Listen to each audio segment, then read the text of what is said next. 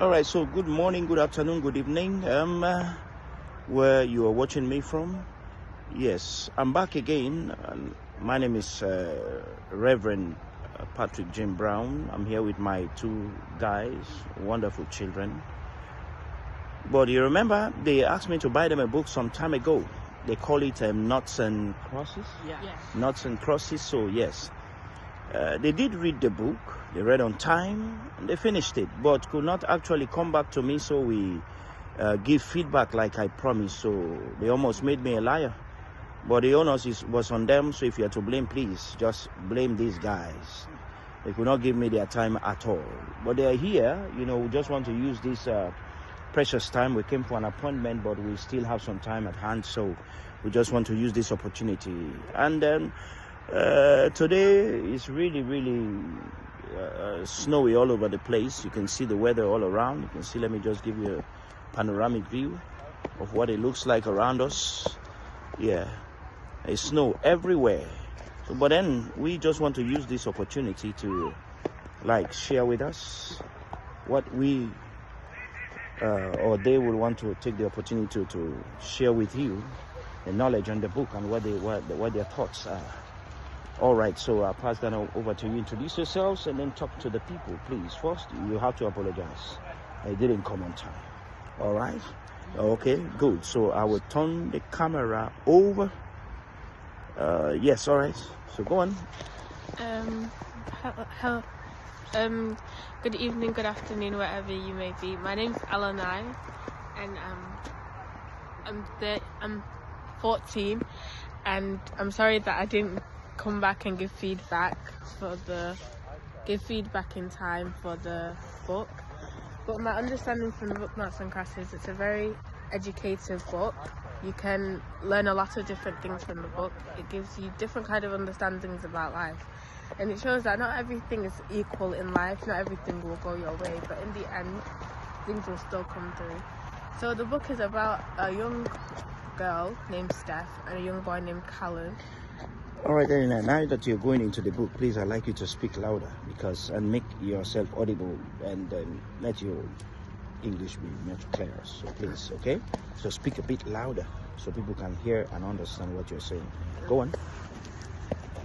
Callum is a young boy that's in the book is around 14, and then Steph is a young girl that's around the same age, 13, and that's when the story first starts.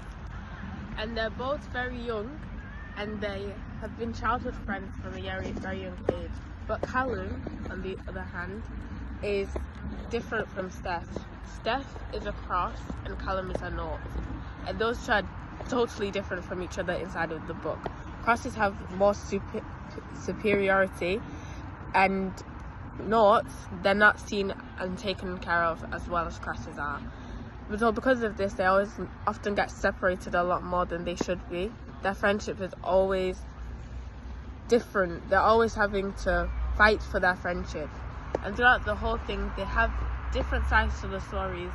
And at the end of it all, Callum ends up dying because of how their differences are met to each other. And that's my understanding from the book. As you understand, so what's the moral behind that? The moral is not everybody will be treated the same. It doesn't matter if you do the same things, no matter how hard you fight. Sometimes it depends what you do that will make you stand out, make you different. All right, we'll discuss that anyway. We will discuss that later on. I think you and Elidad will have to share what your morals are and then what your thoughts are as well, okay? So let's hear from Elidad what he thinks. Yes, mister. Hello, good morning, good afternoon, good evening. My name is Elidad Brown and I'm 14 years of age, and I'm very sorry for not getting back to you on time with the book Knots and Crosses, even though I have read it. So the book Knots and Crosses is a book by Morgan Blackman, and it focuses on themes of racism, inequality, but then also life choices and the differences that you may face as a black and white person.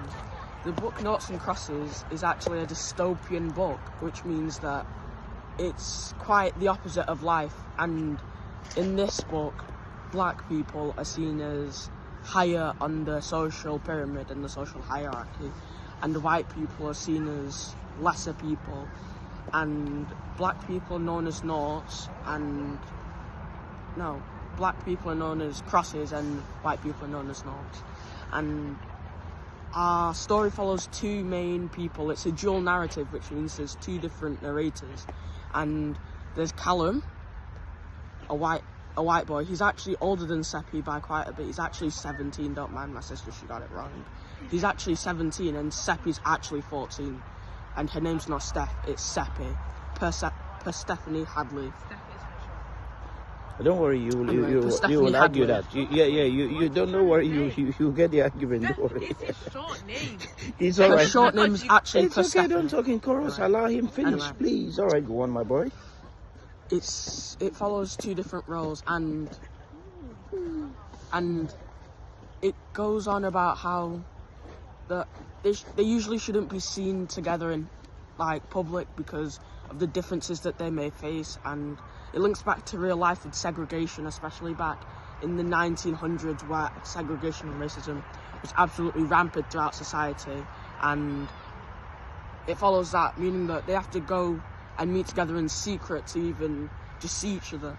And the theme of the book is mostly about overcoming themes of racism, segregation, and just overall prejudice and inequality of the two different races. And later in the book, Callum takes a quite dark turn to try and achieve his goals, because before he was actually quite outstanding student, if you would, coming home with perfect scores, perfect grades and everything. But then it all took a sharp decline in his life when he found out that his father was